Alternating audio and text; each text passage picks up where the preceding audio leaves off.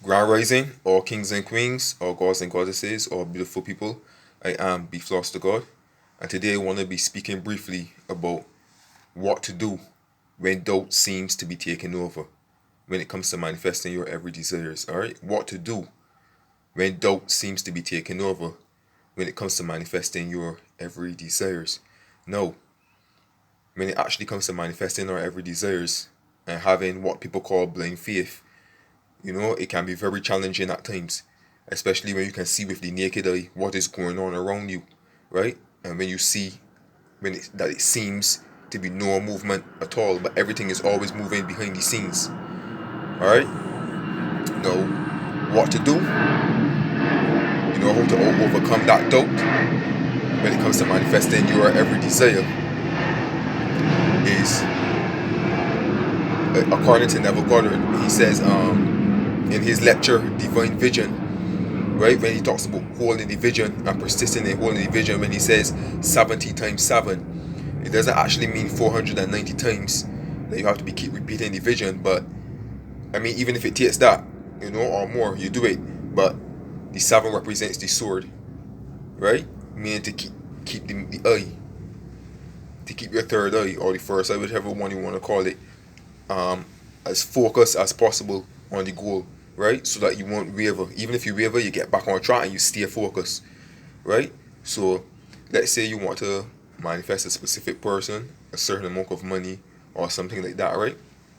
And it seems to be as though it's taking forever, you know, or like when you set the assumption, right? As soon as you come out of it, you still feel uneasy, you still feel doubtful, right? What you do, simple, you just go back to the assumption again. If you're using affirmations or imaginary acts, you just go back to it every single time. It doesn't matter how long it takes. So if you close your eyes right now, you imagine or you speak your affirmations about your assumption. You open up your eyes and you still feel that doubt. You don't go on. You go back to it again, right? You keep going back to it and keep going back to it until you feel a calmness and a satisfaction about it, right? That is the feeling that you're aiming for, right? Being at peace with it and being calm about it, right? So if you're having doubts, that means you're not walking in the assumption. You're not walking as the man and the woman who already has their desires. You're not walking in the wish fulfilled. You have to have that feeling of calm and peace. That's how you know that you're on the right track. So even if it takes the 490 times or 1,000 times, you keep going back to it over and over again. So you take your time, you do your affirmations, you do your imaginary acts, you feel it, and you come out of it. And if you still have that doubtful feeling, then you go back to it again. 5 minutes later, you have that doubtful feeling, you go back to it again. So you got to be aware of how you feel, right? To keep yourself in that state, in that calmness. You don't have to be grinning your teeth 24/7 or walking around happy and cheerful 24/7, but you want to be neutral about it, at peace about it, right? So that is how you overcome the doubt. By going back into the potter's house, which is your imagination, as long as it takes. That has to be the most dominant state. Calmness and peace, right? The universe is always moving, things are always happening behind the scenes. We can't see it with the naked eye. But you stay calm no matter how long it may seem to take. Maybe days, weeks, months, maybe a year or two. Just stay focused. The more you doubt, the more you worry, the more you set it back. The more you could be calm and at peace with it, the more closer you will get to it. Well, I shouldn't say closer because there ain't really no separation, it's already done. You know, you just got to keep yourself on that state. It's going to take a while before it can materialize into the 3D reality. Because this is a world of, so-called world of like limitations and time and space. So it's going to take some time to form and crystallize. But until then, you stay focused on the goal.